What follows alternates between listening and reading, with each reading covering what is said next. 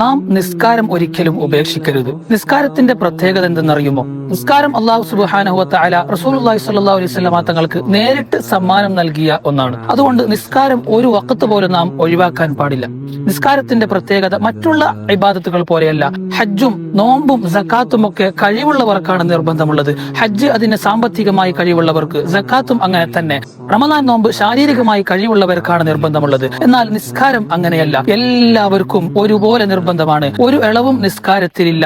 നമ്മുടെ സ്വന്തം കല്യാണത്തിനാണെങ്കിലും നമ്മുടെ വീടുകളിൽ ആരെങ്കിലും മരണപ്പെട്ടാൽ പോലും ആ നിസ്കാരം ഒഴിവാക്കാനുള്ള ഒരു ഓപ്ഷനും ഇസ്ലാമിൽ ഇല്ല. നാം സുഖമില്ലാതെ ഹോസ്പിറ്റലിൽ കഴിയുകയാണെങ്കിൽ പോലും നിസ്കാരം അവിടെയും നമുക്ക് നിർബന്ധമാണ്. നിസ്കാരം നിന്നുകൊണ്ട് നിസ്കരിക്കാൻ പറ്റുന്നില്ലെങ്കിൽ ഇരുന്നു കൊണ്ട് നിസ്കരിക്കാനുള്ള ഓപ്ഷൻ ഉണ്ട്. ഇരുന്നും നിസ്കരിക്കാൻ പറ്റുന്നില്ലെങ്കിൽ വലതുഭാഗത്തേക്ക് ചെരിഞ്ഞുകൊണ്ട് നിസ്കരിക്കാനുള്ള ഓപ്ഷൻ ഉണ്ട്. അങ്ങനെയും പറ്റുന്നില്ലെങ്കിൽ ഇടതുഭാഗത്തേക്ക് ചെരിഞ്ഞും. ഇതിനും പറ്റുന്നില്ലെങ്കിൽ കണ്ണുകൊണ്ട് ആംഗ്യം കാണിച്ചിട്ടെങ്കിലും നിസ്കരിക്കണം. ഇനി ഒന്നിനും പറ്റുന്നില്ല, കണ്ണുകൊണ്ട് ആംഗ്യം കാണിക്കാൻ പോലും പറ്റാത്ത അവസ്ഥയാണെങ്കിൽ അവൻ മനസ്സുകൊണ്ടെങ്കിലും നിസ്കാരം നിർവഹിക്കണം എന്നല്ലേ? അതുകൊണ്ട് ജീവിതത്തിൽ ഒരു വഖത്ത് നിസ്കാരം പോലും നമ്മളിൽ നിന്ന് ഖളാ ആയി പോകരുത്.